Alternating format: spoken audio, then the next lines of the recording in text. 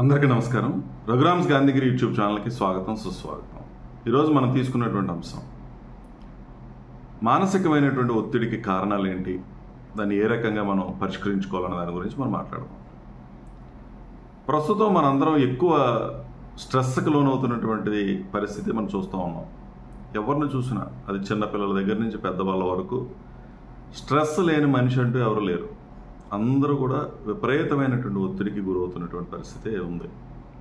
కారణం ఏంటంటే, మనం దేని గురించి అయితే ఆలోచిస్తున్నామో దాన్ని అవసరానికి మించి ఆలోచించడం అనేది జరగడం వల్ల ఈ స్ట్రెస్ అనేది పెరిగిపోతున్నటువంటి పరిస్థితి.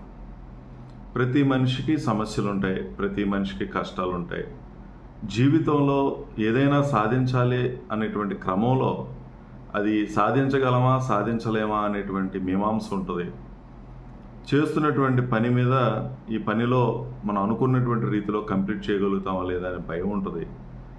స్టూడెంట్ అయితే మరి ఎగ్జామినేషన్స్ ఒత్తిడి ఉంటుంది, మార్కులు ఒత్తిడి ఉంటుంది, లేదా సమయాన్ని ఏ రకంగా యూటిలైజ్ చేసుకోవాలన్న దాని గురించి ఒత్తిడి ఉంటుంది, లేదా వచ్చినటువంటి అవకాశాన్ని చూస్ చేసుకునేటువంటి క్రమంలో ఇదా అదా దేన్ని తీసుకోవాలి, ఏది చదవాలి, లేదా ఈ ఉద్యోగానికి వెళ్ళాలా, లేదా మరొక ఉద్యోగానికి వెళ్ళాలా, లేదా ఇందులోనే ఉండిపోవాలా, ఇక వివాహాల విషయంలో సెలెక్ట్ చేసుకునేటువంటి క్రమంలో ఇక మరీ దారుణమైనటువంటి విషయం ఏంటంటే, చేస్తున్నటువంటి షాపింగ్ విషయంలో కూడా విపరీతమైనటువంటి ఒత్తిడికి లోనవుతున్న పరిస్థితి మనం చూస్తూ ఉన్నాం.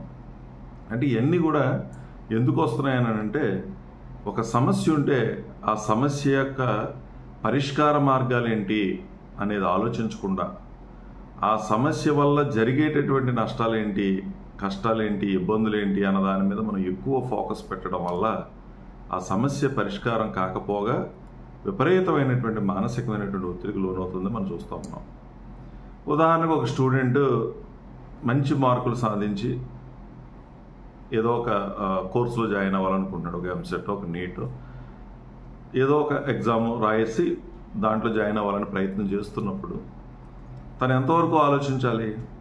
నేను ఈ ఎగ్జామినేషన్లో మంచి మార్కులు సాధించాలంటే, మంచి ర్యాంక్ సాధించాలని అంటే, లేదా ఒక ఫ్రీ సీటు సాధించాలి అని అంటే నేను ఏ ప్రయత్నం చేయాలి, ఏ బుక్స్ చదవాలి, ఏ రిఫరెన్స్ బుక్స్ చదవాలి, ఎంత కష్టపడాలి, రోజుకి ఎన్ని గంటలు మనం కష్టపడితే అది సాధించగలుగుతాం, దీని మీద దృష్టి పెట్టడం మానేసి, ఇది కనుక నేను సరిగా అటెంప్ట్ చేయకపోతే జరిగేటటువంటి నష్టాలేంటి, నాకు సీట్ రాకపోతే జరిగేటటువంటి నష్టాలు ఏంటి, లేకపోతే మా ఇంట్లో ఫ్రీ సీట్ కాకపోతే పేమెంట్ సీట్ కొనేటువంటి పరిస్థితి లేదు, అప్పుడు నేను ఏం చేయాలి, ఈ ఖాళీ అయిపోయినటువంటి సమయంలో నేను ఎలా వెళ్ళాలి, ఏం చేయాలి అనేటువంటి ఆలోచన ధోరణి గనక ఉంటే ఆ మనిషి విపరీతమైనటువంటి స్ట్రెస్కి లోనవుతాడు. అంటే ఇక్కడ అర్థం ఏంటి? సమస్య గురించి మనం ఆలోచించకుండా, మన ముందున్నటువంటి సవాళ్ళ గురించి ఆలోచించకుండా, ఆ సమస్య సవాల్ నుంచి ఎలా బయటపడాలో దాని గురించి ఆలోచించకుండా, దానివల్ల జరిగేటటువంటి నష్టాల గురించి మనం ఎక్కువ ఆలోచించుకుంటున్నప్పుడు విపరీతమైనటువంటి స్ట్రెస్కి లోనవుతాం.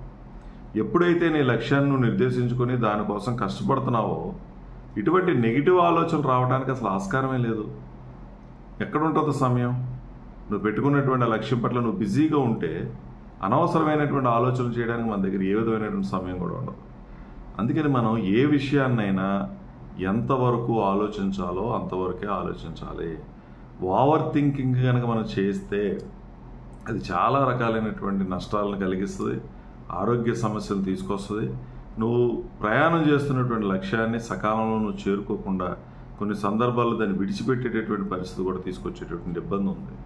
కాబట్టి మనం ఈ స్ట్రెస్కి లోనవ్వకుండా ఉండాలి అని అంటే ప్రశాంతమైనటువంటి ఆలోచన మనలో ఉండాలి.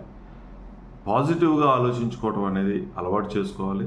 సమస్య యొక్క మూలాలని మనం కనుక్కొని ఆ సమస్యకు పరిష్కారాన్ని అన్వేషించాలి తప్పించి జరిగేటటువంటి నష్టం మీద ఎక్కువ దృష్టి పెడితే అది చాలా ఇబ్బందిని గురి చేస్తుంది. మనం ఎప్పుడు కూడా భయపడుతూ ఉంటాం. ఇది జరిగిపోతే ఏంటి, అది జరిగిపోతే ఏంటి, వీళ్ళు సహకరించకపోతే ఏంటి, వాళ్ళు వదిలేస్తే ఏంటి, వీడు మనకి నమ్మినవాడు మోసం చేస్తే ఏంటి, ఇటువంటి వాటి మీద మనం దృష్టి పెడితే ఎప్పటికీ మన లక్ష్యాన్ని చేరుకోకపోగా విపరీతమైనటువంటి మానసికమైనటువంటి ఒత్తిడికి మనం గురవుతాం. అందుకని నేను ఒక్కటే చెప్పేది ఏంటంటే, దేని గురించి అయితే మీరు ఇబ్బంది పడుతున్నారో, సమస్య అనుకుంటున్నారో, సవాళ్ళు అనుకుంటున్నారో దాన్ని పరిష్కరించుకోవడానికి ఎంతవరకు మీ శక్తి సామర్థ్యాలు వినియోగించాలో అంతవరకు వినియోగించండి. ఎంతవరకు ప్రయత్నం చేయాలో అంతవరకు ప్రయత్నం చేయండి. ప్రశ్నించుకోండి, ఏంటి ఈ సమస్యకి పరిష్కారం ఏంటి, ఈ సమస్య ఉత్పన్నం అవడానికి మూలాలు ఎక్కడున్నాయి, ఈ సమస్య నుంచి బయటపడటానికి నేనేం చేయాలి, నేను ఎలా మారాలి, ఏ ప్రయత్నం చేయాలి, దాని మీద మాత్రమే దృష్టి పెడితే ఖచ్చితంగా అది మీకు ఒక స్ఫూర్తిగా ఉంటుంది. ఆ ప్రారంభించినప్పుడు కొన్ని మనం దాటుకుంటూ వెళ్తాం, సక్సెస్లు వస్తూ ఉంటాయి.